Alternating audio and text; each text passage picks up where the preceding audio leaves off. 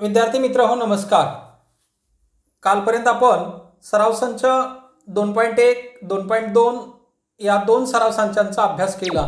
आज आपण प्रकरण दुसरे वास्तव संख्या या प्रकरणातील सराव संच 2.3 कसा सोडवायचा याविषयी माहिती घेत आहोत.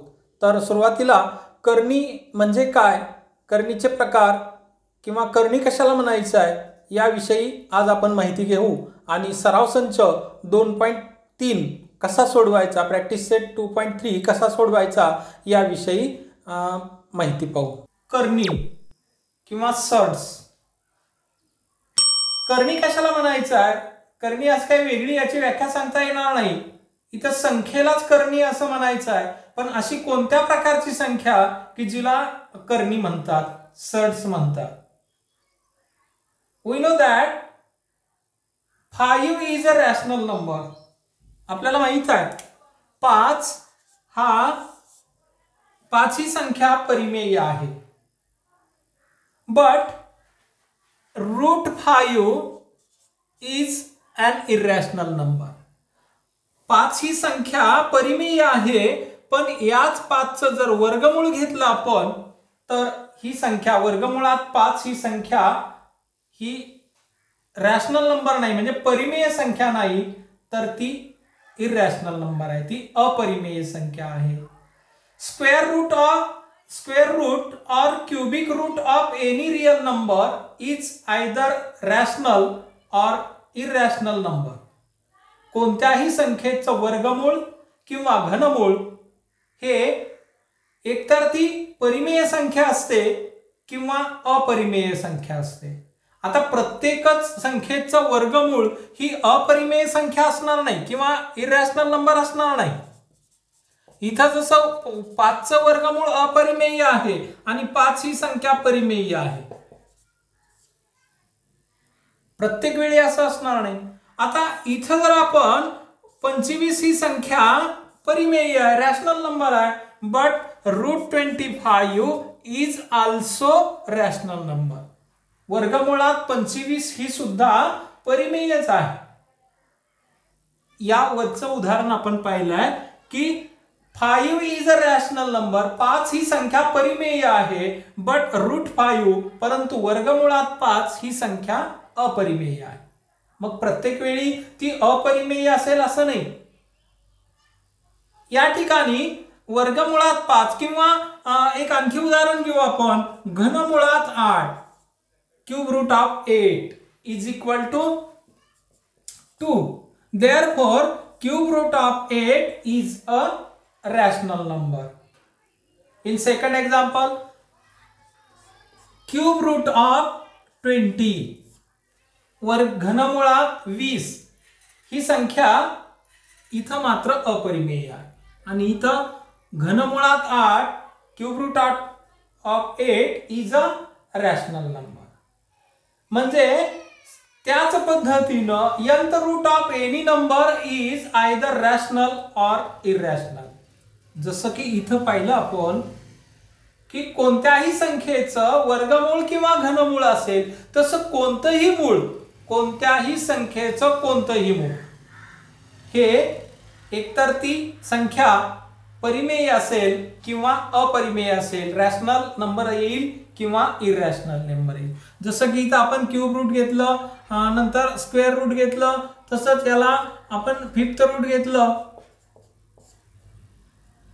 फिफ्थ रूट ऑफ 15 15चे 5वे मूळ हे एकतर परिमेय असेल किंवा अपरिमेय असेल. आता 15चे 5वे मूळ या ठिकाणी अपरिमेय असेल, म्हणजे nth root of any number is either rational or irrational number. कोणत्याही संख्येचं nth रूट म्हणजे कितव्याही क्रमांकाचं जर आपण ते मूळ घेतलं तर ती संख्या एकतर परिमेय असते किंवा अपरिमेय असते. म्हणजे आपल्याला माहित आहे की वर्गमुळात 6 ही संख्या अपरिमेय आहे, वर्गमुळात 7 ही संख्या अपरिमेय आहे, वर्गमुळात 8 ही संख्या अपरिमेय आहे, पण वर्गमुळात 9 ही संख्या परिमेय आहे. मग त्या पद्धतीनं कोणत्याही संख्येचं कितवंही मूळ हे एकतर परिमेय संख्या असते किंवा अपरिमेय संख्या असते. इथं if n is an integer greater than 1, n संख्या ही पूर्णांक आहे आणि असणारी पूर्णांक संख्या n ही 1 पेक्षा मोठी आहे. If n is an integer greater than 1, n ही संख्या 1 पेक्षा मोठी असणारी संख्या आहे आणि ती पूर्णांक आहे. And if a is a positive real number, आणि a हा जर धन, a ही धन वास्तव संख्या असेल, ती धन असेल आणि वास्तव संख्या असेल. And nth root of a is x, आणि a चं nth रूट हे जर x असेल, then it is written as x raised to n is equal to a or nth root of a is equal to x. हे दोन प्रकारे लिहिता येतं की एकतर या पद्धतीनं x raised to n is equal to a or root of nth root of a is equal to x. If a is a positive rational number, इथला a हा जर धन वास्तव संख्या असेल, and nth root of a is x, if x is an irrational number, then x is called surd.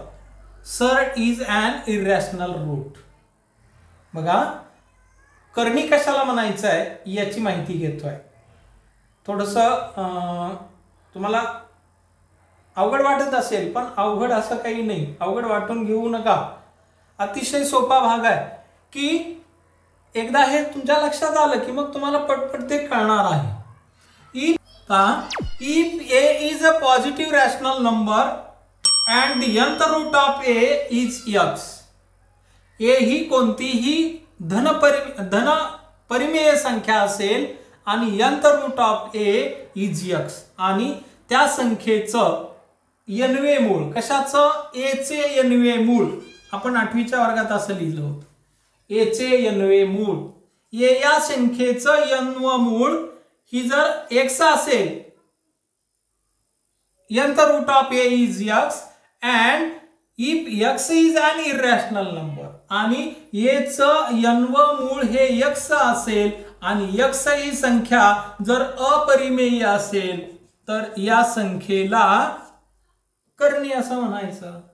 मग हे लिहिताना असं लिहावं लागतंय, nth रूट ऑफ a चे nवे मूळ. मग इथं 5वं असेल, 6वं असेल, 7वं असेल, 8वं असेल, कितवंही असेल.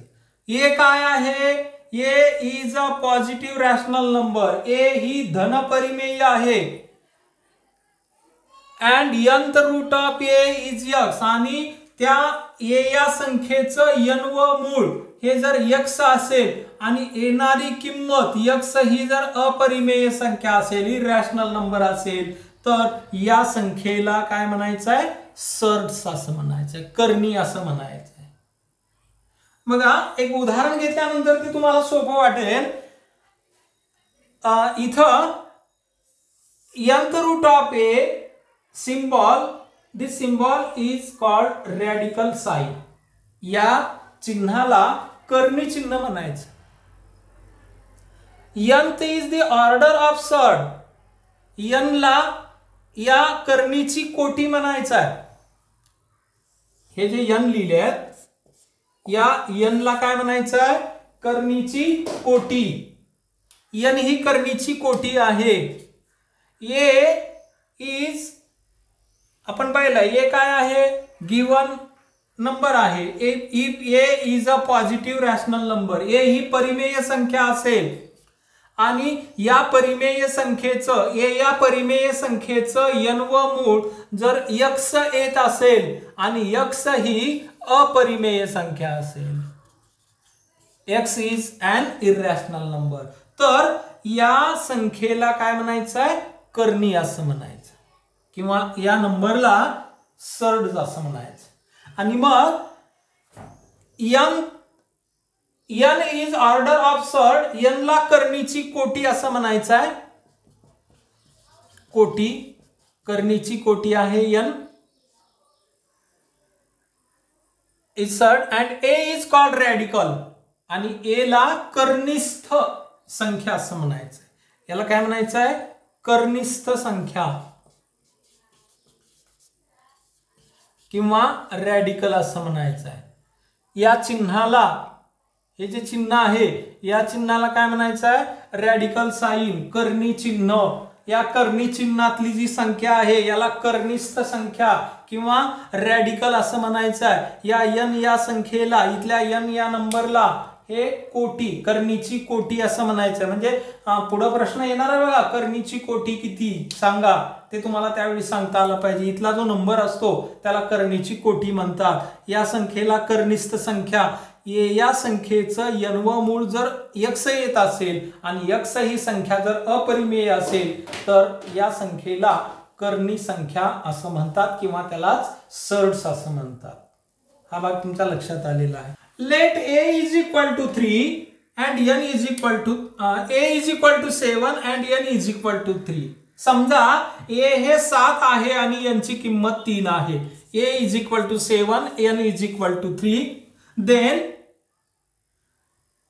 क्यूब रूट ऑफ 7, 7 चे घनमूळ बघा, घनमुळात 7 इज अ सर्ड. हे काय आहे? कर्णी आहे. काय आहे कर्णी? कारण 7 चं घनमूळ ही संख्या कशी आहे? अपरिमेय आहे.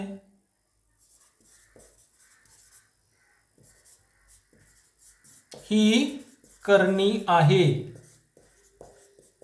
मग तुम्हाला फरक आता कळणार आहे, कर्णी कोणत्या संख्येला म्हणायचं आहे आणि कोणत्या संख्येला कर्णी म्हणायचं नाही. इथं 7 चे घनमूळ सांगता येत नाही पूर्णांकामध्ये, ते पूर्णांक येत नाही म्हणून ही कर्णी आहे. आता इथंच दुसरं उदाहरण घेतलं आपण, 8 चे घनमूळ. 7 चे घनमूळ कर्णी आहे पण 8 चे घनमूळ कर्णी नाही. का नाही कर्णी? तर 8 चं घनमूळ किती आहे माहित आहे तुम्हाला? 8 चं घनमूळ येतं 2 आणि 2 ही संख्या कशी आहे? परिमेय आहे. आणि मग इथली संख्या जर परिमेय येत असेल तर ती संख्या मग कर्णी होत नाही. येणारं उत्तर ही जर अपरिमेय संख्या असेल तर याच संख्येला कर्णी असं म्हणायचं आहे. मग इथं घनमुळात 8 या संख्येला कर्णी म्हणता येणार नाही. घनमुळात तिसऱ्या मुळात 125, घनमुळात 125 बरोबर 5. 5 ही संख्या परिमेय आहे म्हणजे ही कर्णी आहे का? नाही. घनमुळात 12 या संख्येचं घनमूळ निघत नाही पूर्णांकामध्ये म्हणून ही कर्णी आहे. नंतर घनमुळात 3 चं घनमूळ निघत नाही. 3 चं घनमूळ निघत नाही पूर्णांकामध्ये आणि म्हणून ही संख्या अपरिमेय आहे म्हणून ही कर्णी आहे. पण जर या n-व्या मुळातली संख्या याची किंमत जर परिमेय संख्या येत असेल तर त्या संख्येला कर्णी म्हणता येत नाही. इथं 5व्या मुळात 32 ही संख्या बघा, काय कर्णी आहे का नाही? 5व्या मुळात 32. 2 चा 5वा घात किती येतो? 2 गुणिले 2 गुणिले 2 गुणिले 2 गुणिले 2. मग 2 दोन्ही 4 दोन्ही 8 दोन्ही 16 दोन्ही 32. 2 चा 5वा घात 32 येतो म्हणजे 32 चे 5वे मूळ किती आहे? 2 आहे. मग 32 चे 5वे मूळ ही संख्या 2 आहे आणि 2 ही परिमेय संख्या आहे. मग 5व्या मुळात 32 ही संख्या कर्णी आहे का? ती कर्णी नाही. मग कर्णी कोणती संख्या आहे आणि कोणती नाही हे आता तुम्हाला ओळखता येणार आहे. या संख्येला कर्णीची कोटी म्हणायचं. ही संख्या कर्निस्थ संख्या आहे असं म्हणायचं. या कर्णीची कोटी किती? 3 आहे. या कर्णीची कोटी किती? 5 आहे. आता ही कर्णी नाही, इथं आपण 33 घेऊ. मग आता ही कर्णी आहे. मग या कर्णीची कोटी किती? तर या कर्णीची कोटी 5. लक्षात आलं?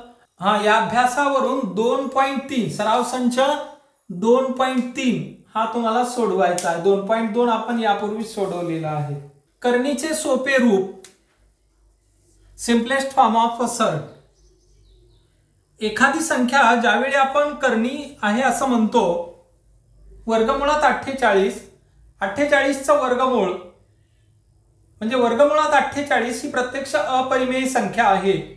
वर्गमुळात 25 25चं वर्गमूळ पूर्णांक संख्या येते ते 5 आहे, म्हणून वर्गमुळात 25 ही करणी नाही, कारण 25चं वर्गमूळ 5 येणारी संख्या, येणारं उत्तर ही परिमेय संख्या आहे.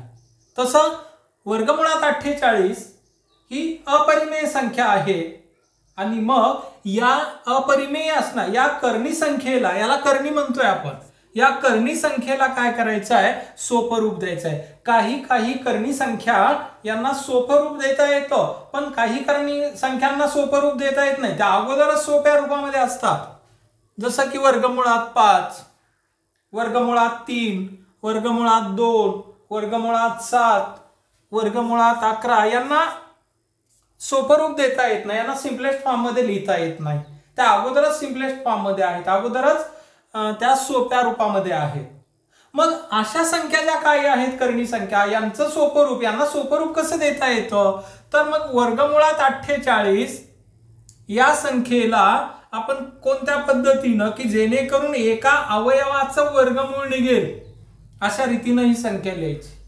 वर्गमुळात 48ला कसं लिहिता येईल आपल्याला, की या 48चे 2 अवयव की जेणेकरून एका अवयवाचं वर्गमूळ निघेल, किंवा एका इथं वर्गमूळ असल्यामुळे वर्गमूळ निघेल.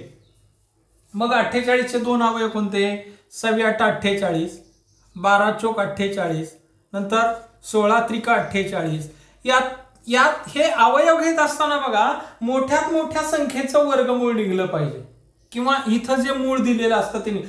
तसं तर आपण या प्रकरणामध्ये फक्त करणी कोटी 2 असणाऱ्या संख्येचाच विचार करणार आहोत. त्यामुळं कोटी 3 आहे काय, 4 आहे काय याचा विचार न करता आपण कोटी 2 असणाऱ्या संख्येचा विचार करणार आहोत. म्हणून या अवयवापैकी मोठ्यात मोठ्या संख्येचं वर्गमूळ निघेल. मग इथं 6 आणि 8 यापैकी कशाच वर्गमूळ निघत नाही, इथं 4चं वर्गमूळ निघतं, पण तो लहान अवयव आहे. इथं 16 त्रिक 48, इथं 16चं वर्गमूळ निघतं, म्हणून अवयव कोणते निवडायचे, हे 16 गुणिले 3. तसं 12 गुणिले 4 ही चालतील, पण पुन्हा 12चे 2 अवयव पडतात की जेणेकरून एकाचा वर्गमूळ निघेल. मग पुन्हा तीच क्रिया करण्यापेक्षा अवयवच घेताना असे घ्यायचे, फॅक्टर्स असे निवडायचे की लार्जेस्ट नंबरचं स्क्वेअर रूट निघेल, आणि म्हणून 16चं वर्गमूळ निघतं. म्हणून 48 या संख्येला वर्गमुळात 48ला असं लिहू आपण, वर्गमुळात 16 गुणिले 3, आणि मग 16चं वर्गमूळ निघतं ते आहे 4. या 16ला वर्गमुळाच्या बाहेर घेतलं तर 4 झाले आणि संख्या बनली 4 वर्गमुळात 3. अशा रीतीनं या संख्येचं वर्गमुळात 48 या करणी संख्येचं सोपं रूप काय आलं तर 4 वर्गमुळात 3. इथं वर्गमुळात 72 ही संख्या आहे, या संख्येला सोपं रूप द्यायचं आहे, ही करणी संख्या आहे. मग 72चे असे 2 अवयव शोधायचे. आता पहिलं आपण की त्यातील मोठ्यात मोठ्या अवयवाचं वर्गमूळ निघेल. मग 72चे अवयव कोणते, बरोबर कोणते, 36 गुणिले 2. यातला 36चं वर्गमूळ निघतं ते आहे 6, म्हणून 6 वर्गमुळात 2. तर ही करणी संख्या वर्गमुळात 72 √72. We can write √72 in simplest form 6√2. हे करणीचं सोपं रूप, सिम्पलेस्ट फॉर्म ऑफ सर्ट √72. वर्गमुळात 75 सांगा पटकन, वर्गमुळात 75. वर्गमुळात 25 गुणिले 3, 25चं वर्गमूळ निघतं 5 वर्गमुळात 3. तर वर्गमुळात 75 या संख्येचं सोपं रूप काय आलं, 5 वर्गमुळात 3. अशा रीतीनं दिलेल्या करणी संख्यांना सोप्या रूपामध्ये सिम्पलेस्ट फॉर्म मध्ये कसे लिहायचं हे आता आपण या ठिकाणी पाहिलं. आता काही करणी संख्या अगोदरच त्या सिम्पलेस्ट फॉर्म मध्ये असतात, त्या सोप्या रूपामध्ये असतात, त्यामुळे पुन्हा त्यांना सोपं रूप देता येणार नाही, इथं काहीच बदल करता येणार नाही. वर्गमुळात 5ला काय करणार आहे, त्याचे 2 अवयव कोणते शोधणार आहे, नाही निघणार. मग वर्गमुळात 3 आहे, वर्गमुळात 2 आहे, वर्गमुळात 7 आहे, वर्गमुळात 11 आहे, वर्गमुळात 13 आहे. थोडक्यात या आतली संख्या, चिन्हाच्या आतली संख्या जर ती त्याला काय म्हणू आपण, मूळ संख्या असेल, प्राईम नंबर असेल, तर मग मात्र त्याचे अवयव पडत नाही, ते संख्या तशाच राहतात. करणीचं सोपं रूप या आपण पाहिलं. इथं आपण आणखी एक उदाहरण घेणार आहोत की बघा, √50 आणि √72 ही करणी संख्या वर्गमुळात 50. याला सोपं रूप दिलं 25 गुणिले 2. याला सोपं रूप दिलं 36 गुणिले 2. 25 चे वर्गमूळ 5, वर्गमुळात 2. 36 चं वर्गमूळ 6, वर्गमुळात 2. इथं कर्णिस्थ संख्या एक अवयव कसा आहे बघा, परिमेय संख्या आहे, आणि दुसरा अवयव अपरिमेय संख्या आहे. तर इथं वर्गमुळात 2, वर्गमुळात 2 असं ज्यावेळी दोन्ही संख्यात समान असेल, दोन्ही कर्णी संख्यामध्ये एक अवयव हा समान असेल, जो की तो अपरिमेय संख्या आहे, तर अशा दोन्ही संख्यांना काय म्हणायचं आहे, सजातीय करणी किंवा सिमिलर ऑर लाईक सर्ड्स. सजातीय करणी असं म्हणायचं किंवा similar surds or like surd. दोन्ही सारख्या असणाऱ्या या करणी आहेत, समान असणाऱ्या करणी आहेत. समान नाहीत पण सारख्या वाटणाऱ्या. इथं सजातीय म्हणतोय आपण, जसं की 6x and 7y, these two terms are different. हे दोन पद सारखे नाहीत, यांना सजातीय म्हणत नाही आपण. तर 5x and 6x, these two terms are similar. यांना सजातीय असं म्हणणार आहोत. ते एकरूप नाहीत पण कसे आहेत, सजातीय पद आहे. म्हणजे इथला एक अवयव x आहे, इथला एक अवयव x आहे, तसं इथं एक अवयव y आहे, x आहे, आणि इथं एक y आहे. मग यांना आपण विजातीय पद म्हणतो, सजातीय म्हणत नाही. तसं इथं एक एक अवयव समान आहे. तो कोणता, तर करणी असणारा, तो अपरिमेय संख्या असणारा अवयव समान आहे. म्हणून अशा प्रकारच्या संख्यांना काय म्हणायचं आहे, सजातीय करणी. अशा रीतीनं सराव संच 2.3 चा अभ्यास आपण या ठिकाणी पाहत आहोत. सराव संच 2.3 प्रॅक्टिस सेट 2.3 मधला question number 5. Compare the following pairs of surds. खालील करणींची तुलना करा. करणीच्या जोडीतील दिलेल्या संख्यांची तुलना करा. तर हा सराव संच 2.3 मधला 5वा प्रश्न आहे. या 5व्या प्रश्नातली काही उदाहरणं आपण या ठिकाणी घेतलेली आहेत बघा. 7 वर्गमुळात 2 आणि 5 वर्गमुळात 3, 7√2 and 5√3. तर तुलना करण्यासाठी या समान सजातीय असाव्या लागतात, तरच आपल्याला त्यांची तुलना करता येणार आहे. मग याला सरळ रूप देऊन या 7ला वर्गमुळामध्ये घेऊ, तर 7चे किती होतील, 49 होतील वर्गमुळात घेतल्यानंतर. वर्गमुळात 2 गुणिले, आणि मग याला वर्गमुळात 5ला वर्गमुळात घेतलं तर 25 झाले 3. 49 गुणिले 2 वर्गमुळात इन रूट 98, वर्गमुळात 98 इन रूट 75, 25 त्रिक 75. आता वर्गमुळात 98 आणि वर्गमुळात 75 यापैकी कोणती संख्या मोठी आहे, अर्थातच वर्गमुळात 98 ही संख्या मोठी आहे.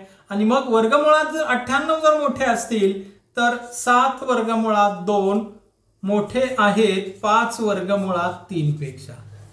म्हणजे या सरळ रूप दिल्यानंतर, त्याला सोपं रूप दिल्यानंतर मग ते ठरवता येतं की यापैकी दिलेली कोणती करणी मोठी आहे. म्हणून इथं 7 वर्गमुळात 2 ही करणी मोठी आहे 5 वर्गमुळात 3 पेक्षा. हे उदाहरण पाहू. आता तुम्हाला हे कळलं असेल, सोपं आहे ते. हे 5 वर्गमुळाच्या मध्ये घेऊ, रूट मध्ये घेऊ त्याला.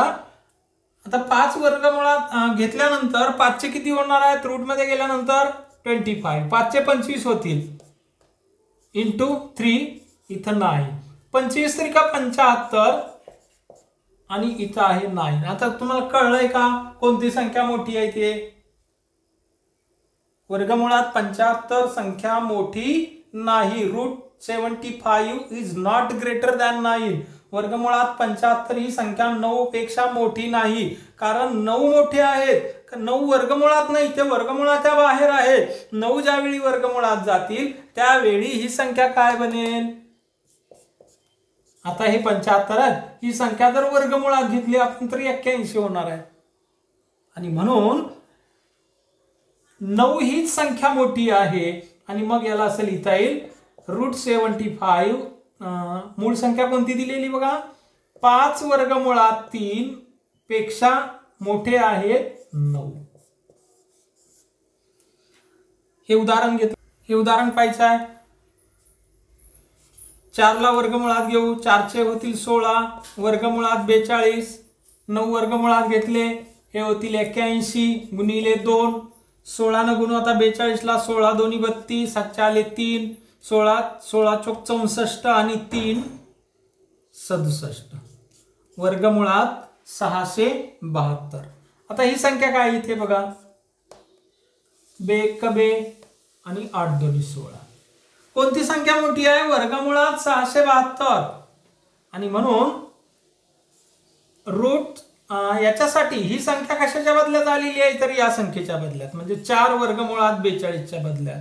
ही मोठी आहे कशापेक्षा, तर 9 वर्गमुळात 2 पेक्षा. अशा रीतीनं दिलेल्या दोन संख्याचं कंपॅरिझन करायचं आहे, तुलना करायची आहे. प्रश्न क्रमांक 4 सराव संच 2.3 मधला, सिम्प्लिफाय द फॉलोइंग सर्ड, सोपे रूप द्या. खालील करणी संख्यांना सोपे रूप द्या. मग वर्गमुळात 27 ला आपण असं लिहू 9 त्रिक 27. 9चं वर्गमूळ निघतं 3, शिल्लक राहतात वर्गमुळात 3. 27चा वर्गमुळात 27 चे सोपे रूप 3 वर्गमुळात 3. वर्गमुळात 250 आहे, याला असं लिहू आपण वर्गमुळात 25 गुणिले 10. 25चं वर्गमूळ निघतं 5, वर्गमुळात 10. 5 वर्गमुळात 10 सोपं रूप कशाचा, वर्गमुळात 250चं. इथं वर्गमुळात 168 कितीनं भाग जाईल बरं 168 ला, 4 न भाग जातो, 4 न भाग देऊ. 4 गुणिले 4 चोक 16 आणि 4 दोन्ही 8. आता 42चा अवयव 27 42, यापैकी एकाही संख्येचं वर्गमूळ निघत नाही, म्हणून 4चं वर्गमूळ काढलं 2 आणि वर्गमुळात राहिले 42. म्हणजे वर्गमुळात 168. In root 168 we simplify that to √42. अशा रीतीनं तुम्हाला प्रश्न 4 सोडवता येणार आहे. त्यानंतर प्रश्न 3, classify the given pair of surds into like surds and unlike surd. करणी संख्या दिलेल्या आहेत, त्यातल्या सजातीय करणी कोणत्या आहेत आणि सजातीय करणी कोणत्या नाहीत, एवढंच तुम्हाला ते ओळखायचं आहे. मग एक उदाहरण आपण त्याच्यामधलं घेऊ. वर्गमुळात 52 आणि 5 वर्गमुळात 13 या सजातीय करणी आहेत का? प्रथमदर्शनी या सजातीय करणी दिसत नाहीत, पण आपण याला सोपं रूप देऊन घेऊ. 52 ला असं लिहिता येईल 13 चोक 52 आणि 5 वर्गमुळात 13. इथं काही बदल होत नाही. या 4चं वर्गमूळ निघतं, 4चं वर्गमूळ काढलं 2, 13 2 वर्गमुळात 13 आणि 5 वर्गमुळात 13. हे दोन घटक, हे दोन अवयव सारखे आहेत, म्हणून दिलेल्या करणी कशा आहेत, सजातीय आहेत. दिस इज द लाईक सर्ट्स. त्यानंतर वर्गमुळात 68 इन रूट 68 अँड 5√3. 68 चे 2 अवयव घ्यायचे, कारण याच्यात बदल करता येत नाही. 68 चे कितीने भाग जातो बघा, समसंख्या असल्यामुळं 68 चे अवयव घेऊ. 2 न गुणू, 3 दोन्ही 6 आणि 2 त्रिक 6 2 चोक 8. 2 गुणिले याला परत 2 न भाग जाईल, 17 दोन्ही 34. यांचा गुणाकार 4 गुणिले 17. याला असं लिहू 4 गुणिले 17.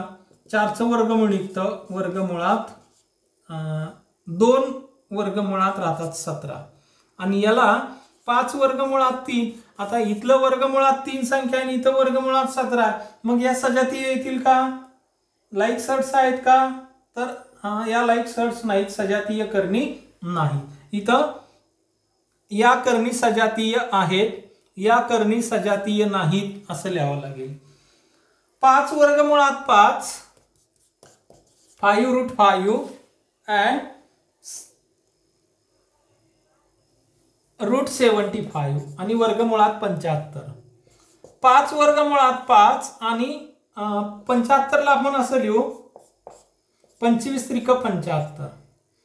5 वर्गमुळात 5 आणि 25 वर्गमुळाच्या बाहेर घेतले 5 झाले, वर्गमुळात 3. इथं वर्गमुळात 5 आहे, वर्गमुळात 3 आहे, म्हणजे या कर्णी सुद्धा सजातीय नाही. इथं ज्यावेळी कर्णिस्थ संख्या सारख्या येतात त्याच वेळी त्या कर्णी सजातीय असतात, अन्यथा त्या कर्णी सजातीय असत नाही. इथं वर्गमुळात 5 आलं, इथं वर्गमुळात 3 आहे, इथं वर्गमुळात 17 आहे, वर्गमुळात 3 आहे, म्हणून या दोन कर्णी सजातीय नाहीत, तर ही कर्णी सजातीय आहे.